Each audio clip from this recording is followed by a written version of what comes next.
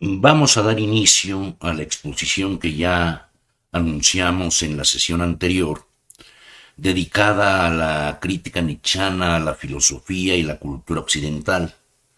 Me refiero a la ontología de Nietzsche como el eje central de su pensamiento. Los puntos que habremos de abordar son los siguientes. Primero, la determinación del ser como voluntad de poder, los conceptos de poder y valor, el pluralismo y el perspectivismo. En segunda instancia, la concepción del tiempo como eterno retorno, la eternidad como repetición infinita de lo finito, el eterno retorno y la representación ordinaria del tiempo como movimiento rectilíneo, continuo e irreversible. Finalmente, el eterno retorno como superación del nihilismo, la ontología de Nietzsche, la unidad indisoluble de la voluntad de poder y el eterno retorno de lo mismo. Comenzamos aquí la exposición. En una anotación en la que Nietzsche traza un esquema general de su filosofía, la cual fue integrada a los escritos póstumos correspondientes a sus últimos 3 años de lucidez, figura lo siguiente. En lugar de los valores morales, más intensos valores naturalistas, naturalización de la moral. En lugar de la sociología, una doctrina de las formaciones de dominio. En lugar de la teoría del conocimiento, una doctrina perspectivista de los afectos, a la que pertenece una jerarquía de los mismos. Los afectos transfigurados, su orden superior, su espiritualidad. En lugar de metafísica y religión, la doctrina del eterno retorno. Esta como medio de disciplina y selección. Hasta aquí la cita anunciada. Transvaloración de los valores, perspectivismo de los afectos, voluntad de poder y eterno retorno. He aquí los conceptos fundamentales de la filosofía de Nietzsche. Se trata de elementos inseparables entre sí, que se explican los unos por medios de los otros. El concepto central es el de voluntad de poder, lo cual lo indica ya el simple hecho de que Nietzsche tenía proyectada una gran obra con ese título. La primera vez que Nietzsche usa la expresión voluntad de poder es en Así habló Zaratustra, en el capítulo titulado De la superación de sí mismo, correspondiente a la segunda parte de la obra. Sostiene allí que la voluntad de verdad es en el fondo voluntad de poder, voluntad de vida. Dice, he seguido las huellas de lo vivo, he recorrido los caminos más grandes y más pequeños para conocer su especie. En todo lugar en que encontré seres vivientes, oí hablar también de obediencia. Todo ser viviente es un ser obediente. Se le dan órdenes al que no sabe obedecerse a sí mismo. Así es la especie de los vivientes. Mandar es más difícil que obedecer. Un ensayo y un riesgo advertí en todo mandar. Y siempre que el ser vivo manda, se arriesga a sí mismo al hacerlo. En todos los lugares en donde encontré seres vivos, encontré voluntad de poder. Y este misterio me ha confiado la vida. Mira, dijo, yo soy lo que tiene que superarse siempre a sí mismo. Solo donde hay vida hay también voluntad. Pero no voluntad de vida, sino voluntad de poder. Hasta aquí la cita del texto de Zaratustra. La vida es entonces una configuración de la voluntad de poder, en la que entran en juego un mandar y un obedecer, y en cuyo desdoblamiento el vivir en cuanto tal se consuma. Fiel a su intención de hacer un glosario conceptual de Zaratustra, Nietzsche vuelve a tocar este punto en Más allá del bien y del mal. Su propósito es poner en entredicho la noción común y corriente de voluntad. Después de arguir que no se trata de algo simple, querer en el sentido de aspirar a algo, sino complejo, una pluralidad de sentimientos, al mismo tiempo que una conexión entre sentir y pensar, dice, Me estoy refiriendo a más allá del bien y del mal. Cito, la voluntad es sobre todo un afecto, y desde luego el afecto de mando. Lo que se llama libertad de la voluntad es esencialmente el afecto de la superioridad con respecto a quien tiene que obedecer. La libertad es, pues, un efecto ilusorio proveniente del estado de satisfacción del volente, el cual manda y al mismo tiempo se identifica con el ejecutor. Hasta aquí la cita. Pero se trata en realidad de un espejismo, dice Nietzsche, de la ilusión del yo como amo y dueño de sus intenciones. El desdoblamiento entre mandato y obediencia se esconde tras la aparente unidad del yo. Es precisamente en esta obra donde Nietzsche dice expresamente que el yo es una estructura plural de fuerzas que en su conjunto forman una organización regida por el grado de dominio de las fuerzas sobresalientes. La relación mandato y obediencia es el resultado de esta configuración de la voluntad de poder. Ante la multiplicidad y complejidad de fuerzas, la vida consciente representa una fracción. Por ello no se tiene derecho, dice Nietzsche, a ver en la conciencia la instancia suprema. Toda la actividad consciente trabaja en provecho del incremento de la vida. De ahí que Nietzsche invierta la proposición yo soy alma y cuerpo en cuerpo soy yo y alma. Pues no es la vida y su incremento de fuerza lo que sirve de medio para la producción de la conciencia, sino al revés. La conciencia es un medio para la conservación y crecimiento de la vida. En esta inversión cifra Nietzsche su objeción principal, dice textualmente, contra todas las cosmodiceas y teodiceas físico-morales, contra todos los porqués y los valores supremos en la filosofía y en la filosofía religiosa hasta ahora existentes. Hasta aquí la cita. En la sobrevaloración de la vida racional consciente se funda la creencia metafísica en el espíritu como ente supremo. Vuelvo a citar, la conciencia considerada como la forma más alta que se puede alcanzar, como el ser más elevado, como Dios. Hasta aquí la cita.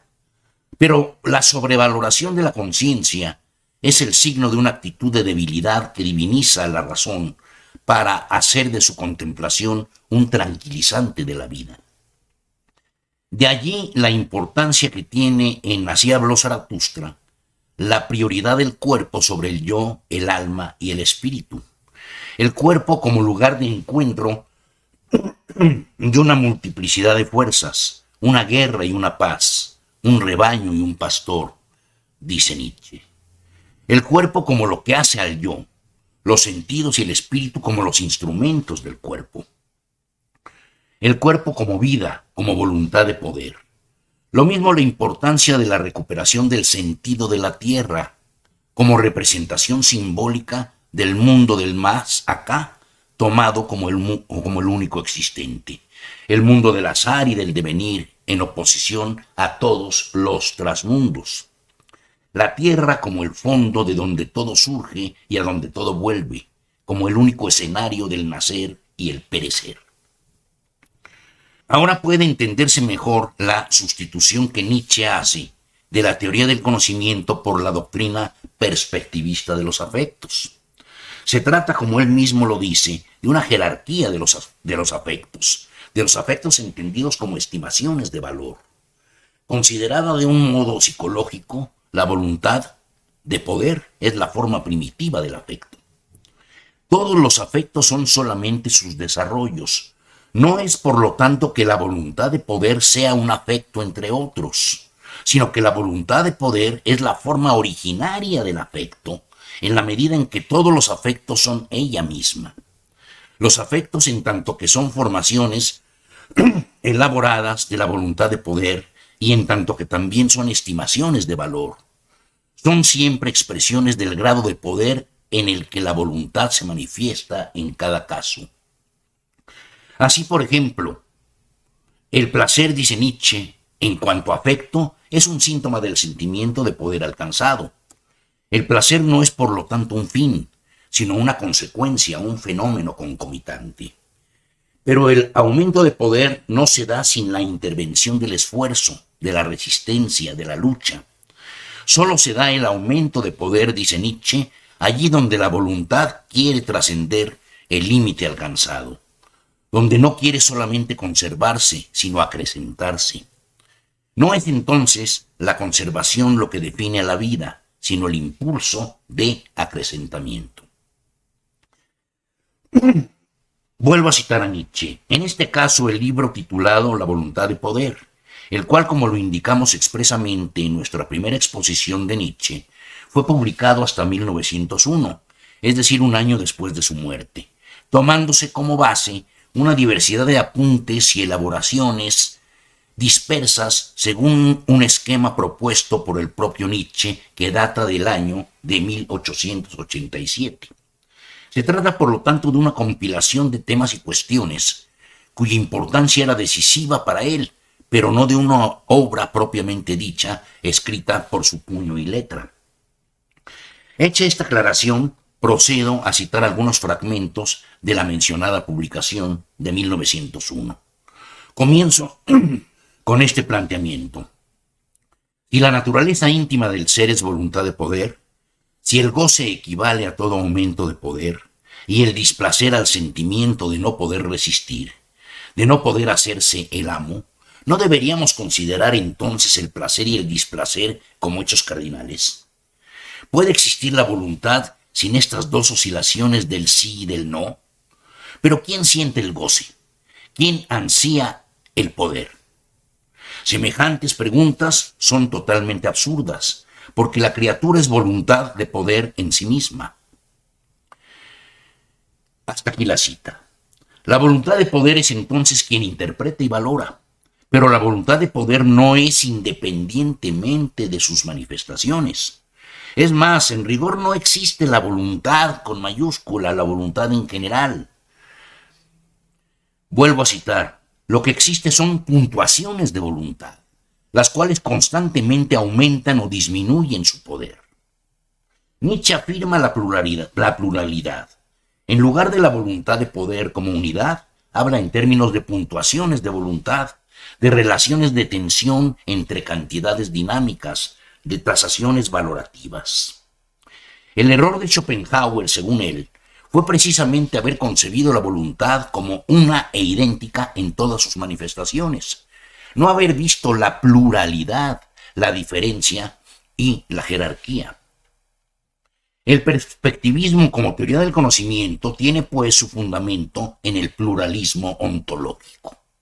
Negación de la identidad, de la unidad del ser, de la sustancia, del yo, de todo lo que representa la antítesis del devenir. En ello estriba la crítica de Nietzsche a la metafísica tradicional. No existe la cosa en sí. Si respecto de una cosa hacemos abstracción de todas sus cualidades, no queda nada. La coseidad es un agregado nuestro. Recurrimos a la unidad para poder comprender la pluralidad. La unidad, la identidad, la homogeneidad son representaciones puestas por nosotros, en virtud de las cuales creamos los más diversos órdenes y clasificaciones de las cosas. La posibilidad de la vida humana radica en esta capacidad inventiva. La lógica está vinculada al supuesto de que existen cosas iguales, pero se trata de un supuesto establecido y fijado por nosotros. La identidad es una ficción sin la cual no existiría el conocimiento. Pero más que conocer, lo que hacemos es esquematizar, dice Nietzsche, imponer al caos bastante regularidad y suficiente número de formas para satisfacer nuestras necesidades prácticas. Los principios lógicos no son verdaderos en sí mismos, sino esquemas fijados por nosotros bajo cuya coacción pensamos. Cito a Nietzsche, la lógica no utiliza sino fórmulas correspondientes a cosas estables. El conocimiento y el devenir se excluyen. Hasta ahí la cita. La necesidad de la representación de lo inmutable, de lo idéntico a sí mismo, proviene de nuestra natural inclinación a crear un mundo calculable y simplificado. Los conceptos metafísicos de ser, ente, sustancia, cosa, sujeto, etc., son las representaciones con las que satisfacemos esa necesidad. Pero es algo que introducimos nosotros y que sin embargo olvidamos, dando paso a la creencia de que se trata de realidades. No encontramos en las cosas nada más que lo que nosotros hemos introducido en ellas. No es, sin embargo, que no tengamos acceso a lo que son las cosas en sí, que el conocimiento humano se limite al mundo de lo puramente fenoménico, de las cosas tal y como son para nosotros, sino que sencillamente la cosa en sí no existe, es un fantasma metafísico. La voluntad concebida como la cosa en sí no existe. Detrás de las manifestaciones de la voluntad no hay nada. La voluntad entendida como una e idéntica en todas sus manifestaciones es una huera abstracción. Como todas las categorías de la razón, la cosa en sí también es una proyección del yo. La unidad de identidad del yo, de la sustancia yo se proyecta por todos lados. El concepto mismo de cosa proviene de ahí, lo mismo el concepto de ser. Se trata, dice Nietzsche, del fetichismo que ve en todas partes agentes y acciones, de la resistencia a admitir un mundo sin intenciones y sin fines, pero sobre todo del prejuicio de la libertad de la voluntad inculcado por el cristianismo para darle sustento a la visión culpígena de la vida. Pero Nietzsche no se conforma con poner al descubierto la ficción de la unidad e identidad del yo.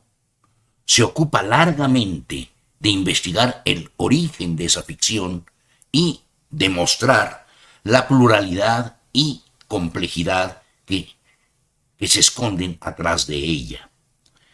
Este segundo aspecto concierne a la elaboración de la teoría de la voluntad de poder, pues sólo en ese ámbito adquiere pleno sentido y significación la noción nietzscheana del yo como una estructura de muchas almas y de la voluntad como un fenómeno complejo de mandatos y obediencias.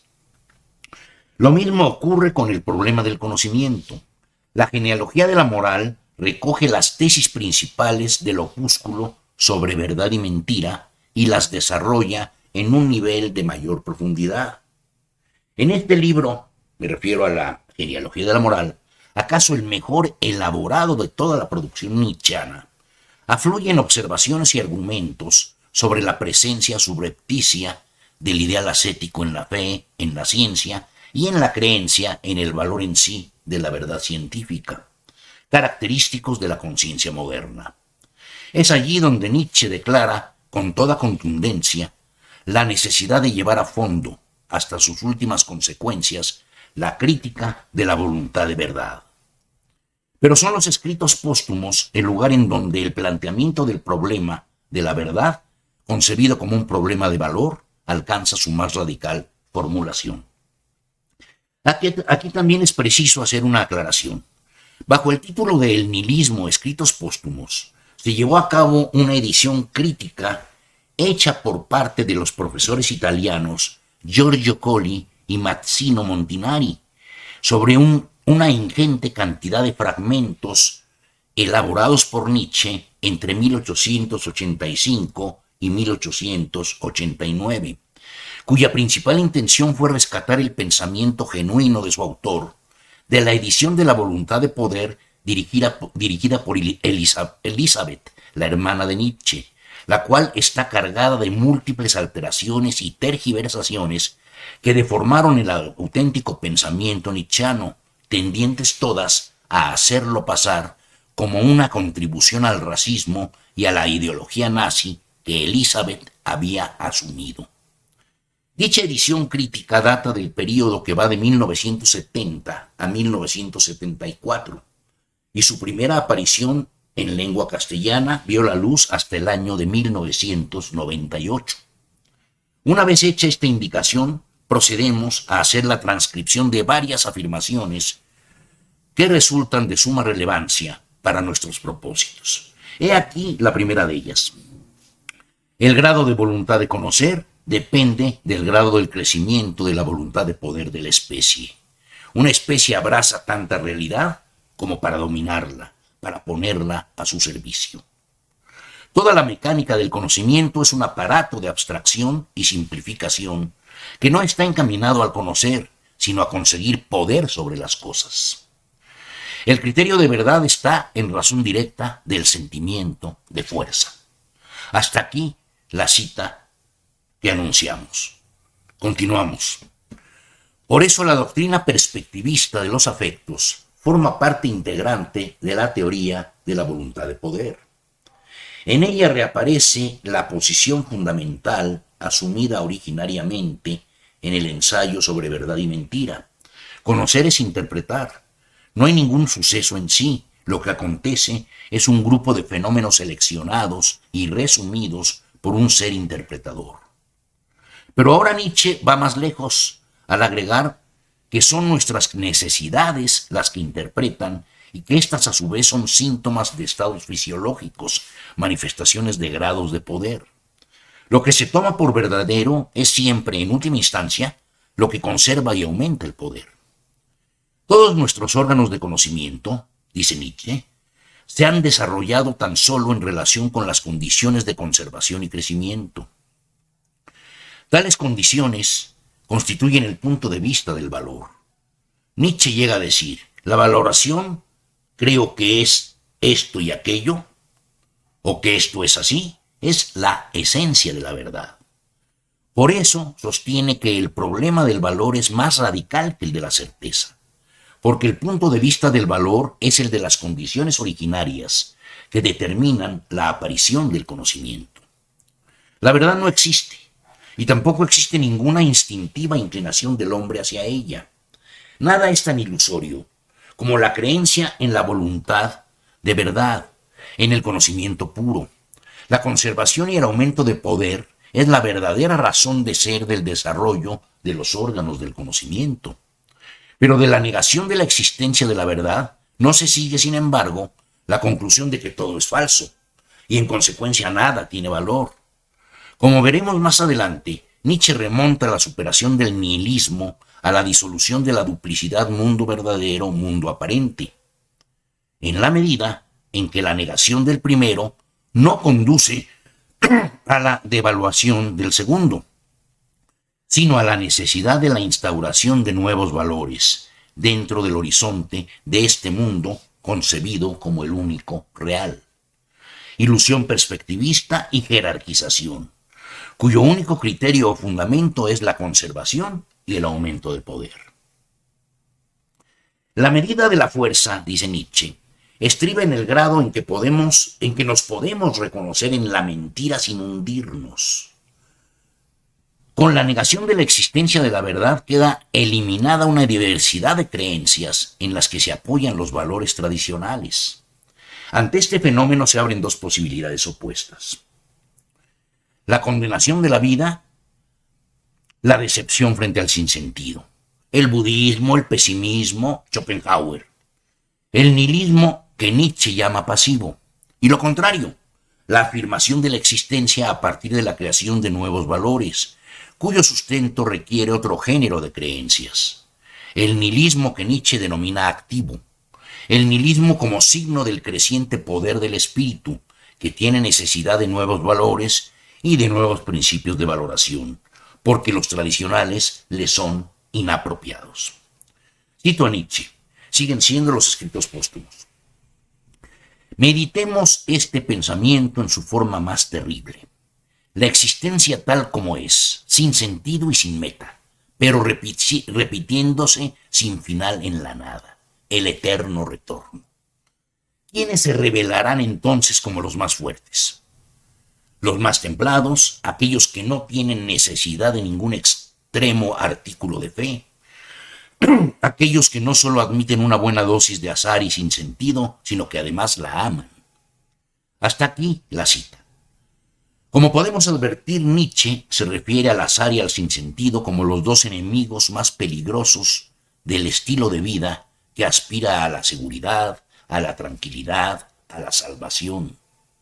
Pues parece una atrocidad pensar en la repetición sin fin del sinsentido, pero precisamente es en ella donde éste tiene arraigo.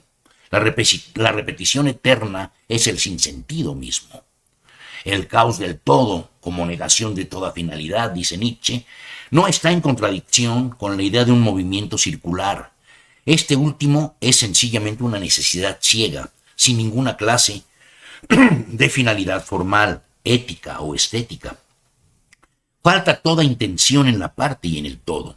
No hay que pensar que el todo tiene la tendencia a realizar ciertas formas, que quiera ser más bello, más perfecto, más complicado. Todo esto es antropomorfismo. Esta transcripción que acabamos de hacer corresponde a la breve exposición y fundamentación de la doctrina del eterno retorno elaborada por el propio Nietzsche. De ella se desprende la siguiente consecuencia inevitable. Con el desmoronamiento de la creencia en el mundo verdadero, sea en el sentido de un trasmundo, Platón y el cristianismo, o en el de una totalidad racional inmanente a lo finito, Spinoza, Schelling, Hegel, se viene abajo al mismo tiempo la creencia de que la historia humana en su conjunto constituye un desarrollo progresivo que va de menos a más en términos de moralidad o de capacidad de conciencia. Nietzsche hace hincapié en que en todas las hipótesis metafísicas que intentan imprimirle un sentido racional al devenir, pervive el ideal de salvación cristiano. Ve en el humanismo de la Ilustración, en el socialismo y en el positivismo formas secularizadas y encubiertas de la vieja moral cristiana. En la postulación de un fin último de la existencia o de un orden racional que lo subsume y lo justifica todo, Nietzsche advierte una actitud de recelo y de huida ante lo pasajero y finito, una voluntad nihilista de negación de la vida. Ahora bien, el nihilismo se revela en su plena desnudez, en la reacción pesimista ante el sinsentido de la existencia. El escepticismo en la moral es lo decisivo, dice Nietzsche. La decadencia de la interpretación moral del mundo, que ya no tiene ninguna sanción después que ha intentado refugiarse en un más allá, termina en nihilismo. Todo carece de sentido. La inviabilidad de una interpretación del mundo a la cual se ha consagrado una fuerza enorme despierta la sospecha de que todas las interpretaciones del mundo son falsas. Rasgo budista, anhelo de la nada. Hasta aquí las palabras de Nietzsche. Por lo tanto, la sobrepreciación de la vida eterna sigue siendo el criterio valorativo. Lo único que tiene valor no existe. Y precisamente por eso, lo que existe no vale la pena. Se trata de lo que Nietzsche denomina nihilismo pasivo, signo de debilidad y de agotamiento. Por eso solo la actitud que quiere y afirma la vida en su finitud puede tolerar la idea del eterno retorno. La aceptación del eterno retorno es el signo de la verdadera superación del nihilismo. Querer la eterna repetición de la finitud es la expresión del máximo grado de su afirmación. Querer el devenir y el azar, sin justificación moral alguna. Reconocerse en el destino sin culpa ni remordimiento. Vivir de tal manera que sea lícito querer su repetición eterna. He aquí la afirmación suprema del que puede transformar todo fue en un así lo quise. Se trata de la figura opuesta a la condenación de la finitud y a la ilusión de la eternidad como trasmundo. La eternidad pensada como un presente permanente, atemporal, absolutamente sustraído al devenir. Se trata decididamente de un nuevo concepto de eternidad. La eternidad entendida ahora como la más rotunda afirmación de lo finito, su infinita repetición. Nietzsche formula la idea del eterno retorno como la contrapartida de la creencia en un devenir lineal infinito, en un fluir continuo irreversible. La cantidad de fuerza que obra en el universo, dice, es determinada, no es infinita. Guardémonos de tales excesos del concepto. Por consiguiente, el número de las posiciones, variaciones, combinaciones y desarrollos de esta fuerza es ciertamente enorme y prácticamente incalculable, pero siempre determinado y nunca infinito. Pero el tiempo en que esta fuerza se desarrolla es infinito, es decir, esta fuerza es eternamente igual y eternamente activa. Hasta este momento ha transcurrido ya un infinito. Esto es, ya se han verificado todos los posibles desarrollos de esta fuerza. Por consiguiente, también todos los desarrollos momentáneos deben ser repeticiones. Así pues, todo lo que esta fuerza produce y lo que de ella nace, y así sucesivamente hacia adelante y hacia atrás. Todo ha sido ya infinito número de veces.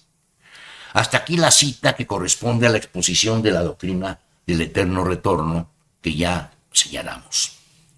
Nietzsche descarta entonces lo mismo el devenir infinito irreversible que el devenir finito teleológico. Desde la perspectiva de un tiempo infinito, todo sentido se trastrueca en sinsentido. El poder del tiempo lo devora todo, lo hace pequeño e insignificante. Es propiamente un contradictio inadyecto hablar en términos de progreso o superación infinitos. En Así habló Zaratustra, en el parágrafo titulado De la visión y del enigma, precisamente cuando Nietzsche enuncia por vez primera en esta obra la idea del eterno retorno, se alude primero a la representación de la irreversibilidad del devenir infinito. Toda ascensión infinita es imposible. Esto es lo que el espíritu de la pesadez le susurra a Zaratustra, y es a él a quien tiene, en primera instancia, que contraponer su pensamiento abismal, el del eterno retorno. Todo lo que puede acontecer ha acontecido ya y acontecerá un infinito número de veces. El número de posiciones, variaciones y combinaciones es finito. El tiempo es infinito, es la repetición infinita de lo finito. Insistimos, ni el devenir infinito irreversible, ni el devenir finito teleológico existen.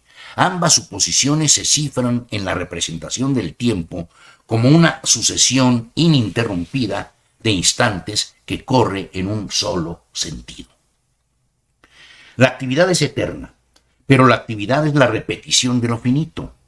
En modo alguno se trata de la actividad de una fuerza infinita e inextinguible. La fuerza es eternamente activa, dice Nietzsche, pero no necesita crear un infinito número de cosas, puede repetirse. Esta es mi conclusión. La repetición se concluye de la afirmación de que el tiempo es infinito y la totalidad de lo que acaece es finita. La repetición es lo que permite la conciliación de ambas afirmaciones. Solo como repetición lo finito deviene infinitamente. El devenir es la actividad eterna que no tiene ningún comienzo ni ningún fin. Si a todo instante le precede y le sigue un pasado y un futuro infinitos, si el tiempo es infinito hacia atrás y hacia adelante, entonces no existe ningún estado final del devenir, puesto que en un tiempo pasado infinito, dicho estado final ya habría sido alcanzado. Tampoco es posible un punto de comienzo del devenir. El devenir no es algo devenido. No se trata entonces de un proceso cuyo comienzo, desarrollo y fin se repiten eternamente. No existe el comienzo. La repetición no es repetición de un algo originario. Es aquí donde reside la dificultad de pensar la idea del eterno retorno. Cuesta trabajo admitir que no exista un algo originario sustraído a la repetición. Pero como bien lo señala Eugen Fink, la dificultad estriba en que la idea de una repetibilidad eterna elimina las representaciones de anterioridad y posterioridad mediante las que pensamos ordinariamente la repetición en relación con un algo inicial que en sí mismo no es repetición, un comienzo originario. En pocos términos, la dificultad proviene de que la representación ordinaria de la repetición, como una serie sucesiva de casos, se rige de acuerdo con la idea de un tiempo rectilíneo, que es precisamente la concepción del tiempo que abandona Nietzsche. No es que haya primero un caos y después paulatinamente un movimiento más armónico de todas las fuerzas, y finalmente un movimiento circular fijo. Todo es eterno, inacabado. El movimiento circular es la ley primordial. No hay un comienzo originario, tampoco una primera repetición y después una segunda, y así sucesivamente. Todo es repetición. El tiempo es un círculo en el que cualquier punto es fin y comienzo.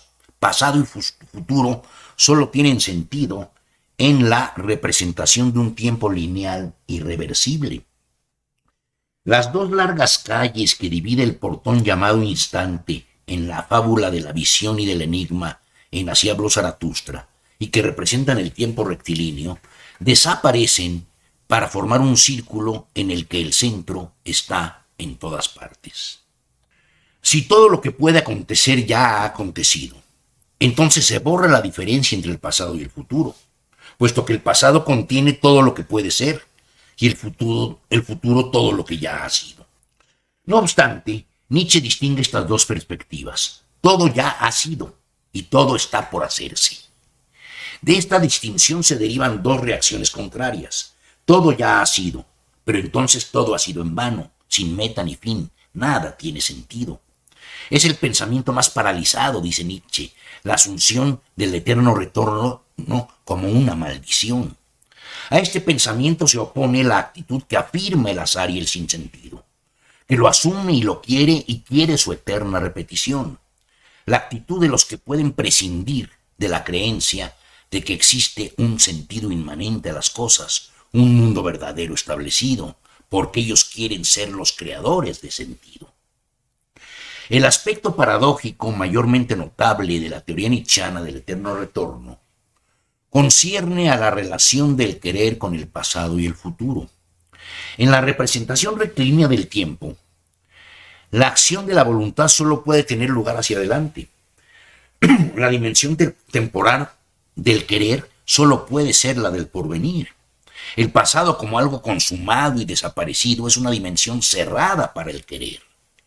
En Así habló Zaratustra, en el capítulo titulado de la redención, el pasado figura como la más solitaria tribulación de la voluntad. Nietzsche llama espíritu de la venganza a la aversión de la voluntad contra el tiempo y su fue. Redimir al hombre de esta condición es la redención suprema. Pero esto solo es posible si la voluntad remonta el curso del tiempo y trasciende el límite del pasado como dimensión cerrada para ella. Lo que la voluntad quiere ahora, en virtud de la repetición, lo ha querido siempre y lo volverá a querer eternamente. Por la repetición el presente es ambiguamente lo que ha querido, lo que se ha querido, pasado, y el pasado es lo que se quiere ahora, presente. En vista de que no opera aquí la representación del tiempo como sucesión, es posible esta extraña circularidad, pues solo para la perspectiva del tiempo rectilíneo, la repetición en el segundo sentido, es decir, la determinación del pasado por el presente, resulta ser un contrasentido. Pero en la medida en que no se trata de la repetición como una serie sucesiva de acciones que transcurre en el tiempo, sino de la repetición tomada como el tiempo mismo, no resulta ser un contrasentido la inclusión del pasado en la esfera de la influencia de la voluntad. Lo que ocurra ahora ya ha ocurrido, pero justamente por eso ha ocurrido tal y como pueda ocurrir hoy. No basta decir que el presente es una repetición del pasado, si no se añade a su vez que el pasado se engendra en la repetición. En pocos términos, se trata de la paradoja de que el futuro es lo que ya ha sido, pero en igual extensión el pasado es lo que puede ser. La voluntad, al querer, domina las tres dimensiones del tiempo: el pasado, el presente y el futuro. Por eso para Nietzsche, el pensamiento del eterno retorno es la fórmula de la redención del espíritu de la venganza, la disipación de la aversión de la voluntad contra el tiempo y su fue. Eterno retorno de lo mismo. Así reza la enunciación completa de la concepción del tiempo que propone Nietzsche. Mucho se ha discutido sobre el genitivo de este enunciado. ¿Quiere decir que lo que retorna es cada instante en cuanto tal? ¿O lo mismo es única y simplemente el retornar? Gilles Deleuze sostiene que el retornar es el ser de lo que deviene. No es el ser el que vuelve, sino que es el propio retornar el que constituye el ser en tanto que se afirma en el devenir y en lo que pasa. No vuelve lo uno, sino que el propio volver es lo uno que se afirma en lo diverso o en lo múltiple.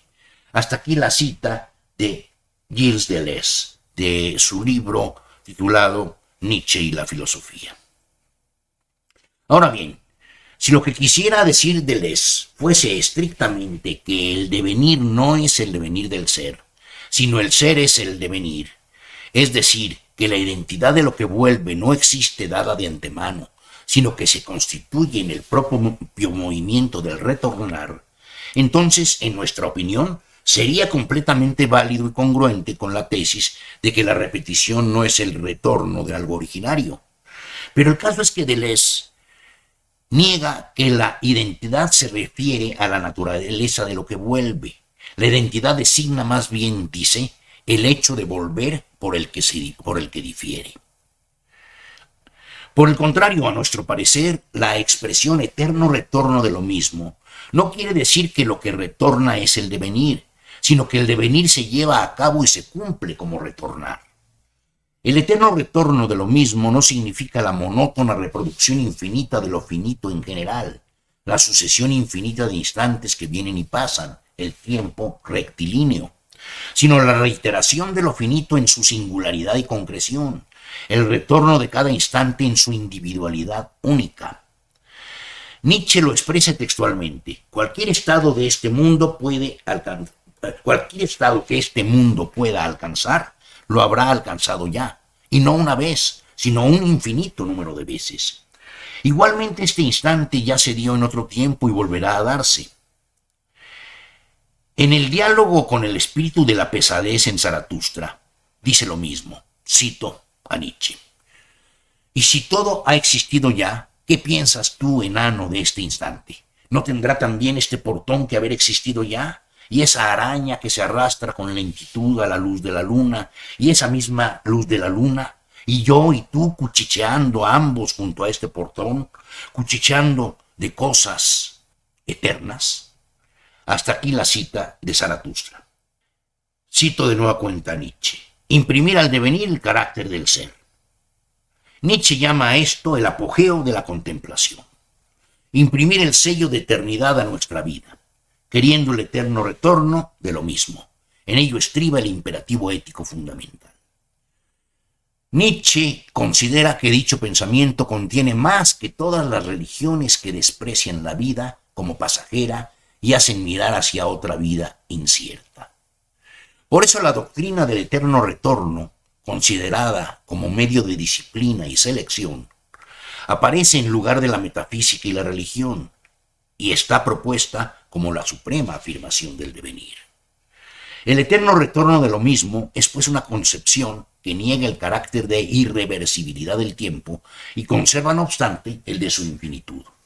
La eternidad del retorno no es la eternidad de la hora suspendido en el tiempo, tampoco la de la totalidad de la infinitud del tiempo, sino la de la hora que se afirma en sí mismo repitiéndose. Nietzsche impugna la representación estática de la eternidad como un presente permanente, la eternidad de la idea platónica y del Dios judeocristiano, cuyo influjo determina la dirección de la historia de la metafísica occidental. La eternidad no es intemporal. El ser sustraído al devenir es una abstracción. La eternidad es el ser del devenir que se cumple como retorno. Por eso dice Nietzsche que el eterno retorno es la más radical aproximación del mundo del devenir al del ser, la suprema afirmación de lo finito. Cito: que todo vuelve es la más radical aproximación de un mundo del devenir al del ser, apogeo de la contemplación. Hasta aquí la cita. Pero también es la máxima condenación para la voluntad nihilista.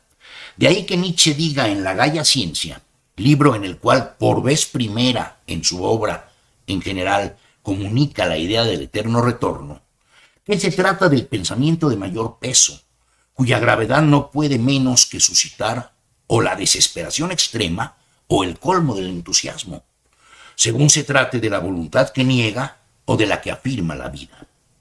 Por eso el pensamiento del eterno retorno es un pensamiento selectivo.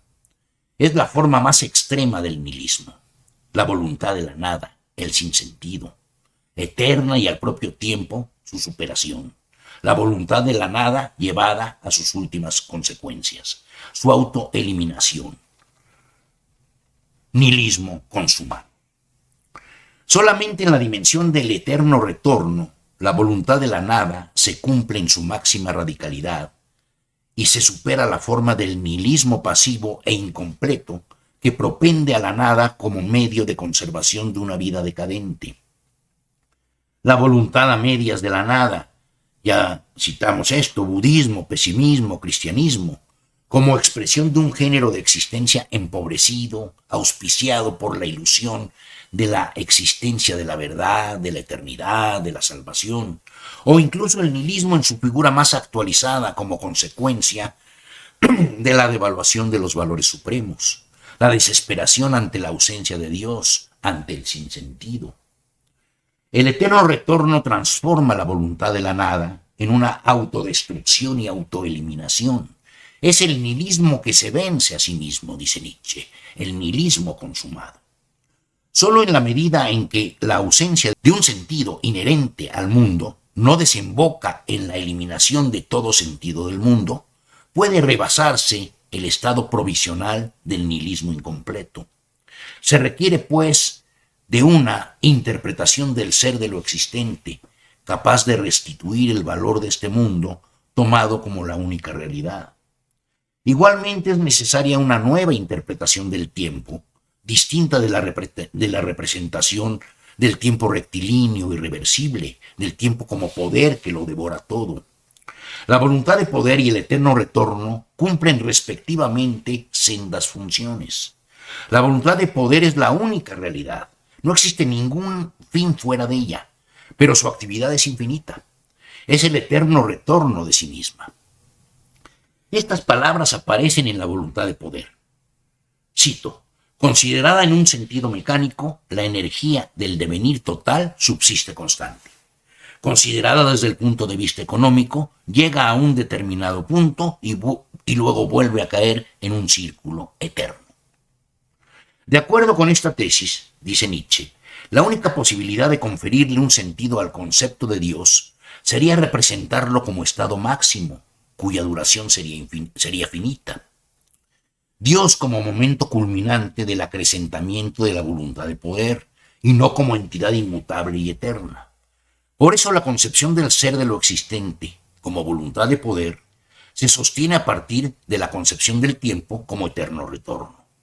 Pues si la voluntad de poder es la única realidad, si su actividad es el devenir eterno, sin ninguna meta, sin ningún estado último, ni punto de equilibrio alguno, pero tampoco como un proceso infinitamente nuevo en cuanto a la constitución de sus formas y configuraciones, entonces la voluntad de poder existe y solo puede existir como eterno retorno.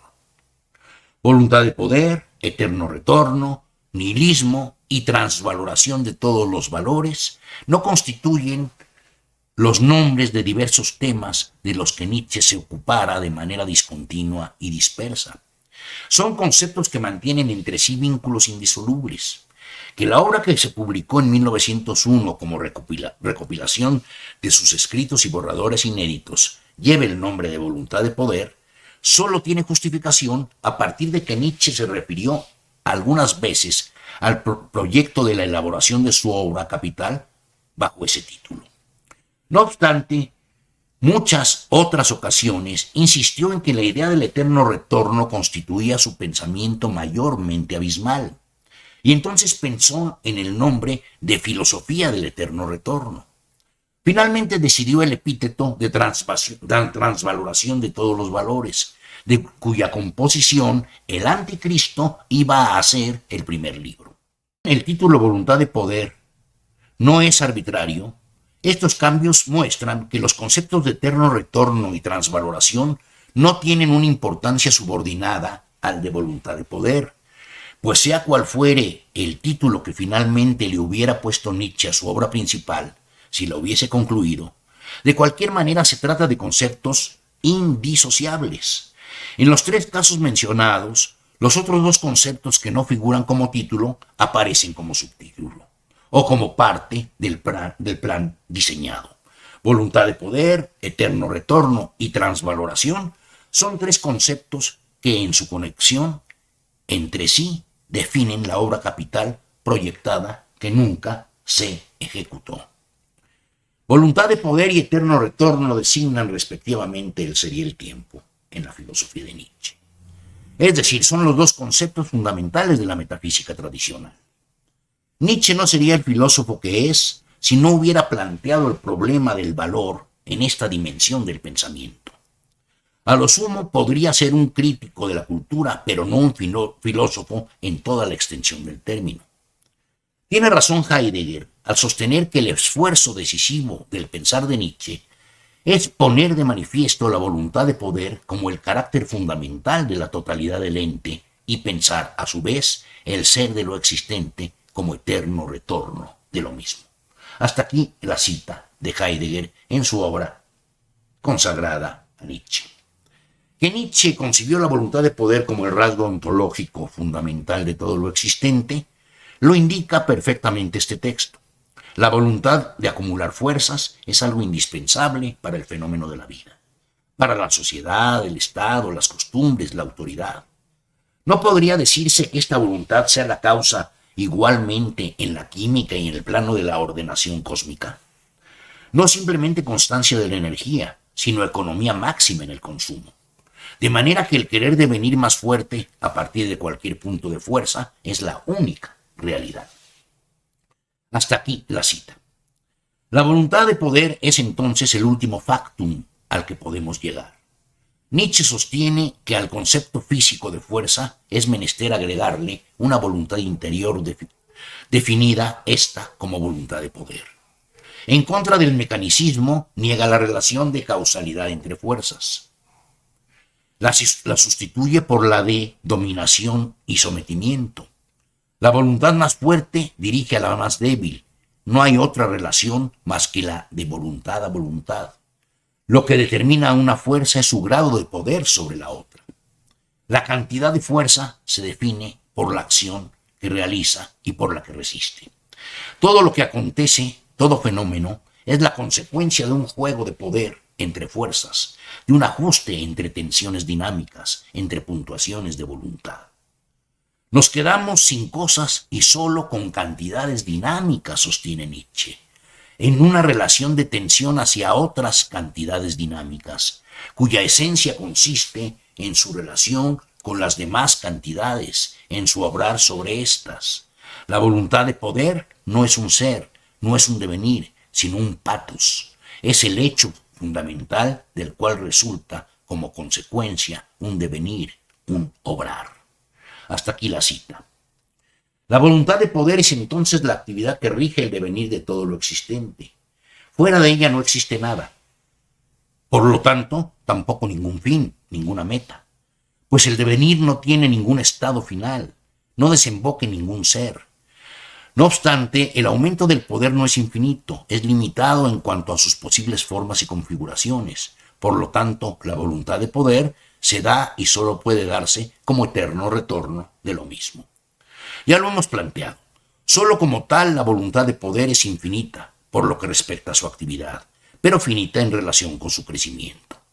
Si bien podemos echar de menos una explicación sistemática por parte de Nietzsche de la relación entre estos dos conceptos fundamentales de su filosofía, ello no quiere decir que se pueden entender por separado. Es muy acertado lo que sostiene Heidegger cuando señala a este respecto. Solo a partir de la esencia de la voluntad de poder suficientemente comprendida se vuelve inteligible por qué el ser del ente en su totalidad tiene que ser eterno retorno de lo mismo. Y a la inversa, solo a partir de la esencia del eterno retorno es posible aprehender la esencia de la voluntad de poder y su necesidad. Hasta aquí la cita de Heidegger en el mismo texto que señalamos hace un momento. La expresión la voluntad de poder como eterno retorno de lo mismo significa la voluntad de poder es el tiempo circular que abarca y determina la totalidad de lo real. Ciertamente resulta difícil pensar la repetición si se suprime la distinción entre pasado y futuro, pero en esto estriba precisamente la clave de la comprensión del tiempo que propone Nietzsche. Dejar de pensar la repetición como un fenómeno intratemporal para concebirla como la actividad misma del tiempo. Igualmente choca con nuestra representación ordinaria del tiempo la presunta eliminación del pasado como dimensión cerrada para el ejercicio de la voluntad y su acción. Lo que Nietzsche llama la redención del espíritu de la venganza, la superación de la impotencia del querer contra el devenir irreversible. Pero es aquí donde radica la importancia atribuida a la idea del eterno retorno como concepto nuclear en el desarrollo de la teoría de la voluntad de poder. Se trata pues de un nuevo concepto de temporalidad que no puede ser pensado bajo los atributos de la representación común y corriente del tiempo, el tiempo lineal, continuo e irreversible, y que precisamente por ello no puede menos que provocar en nosotros la extraña sensación de que nos enfrentamos a una concepción extravagante, ilusa e inverosímil. Hasta aquí terminamos con esta exposición sobre la ontología nietzscheana, cuyo subtítulo es La voluntad de poder en su relación indisoluble con el eterno retorno de lo mismo. Muchas gracias.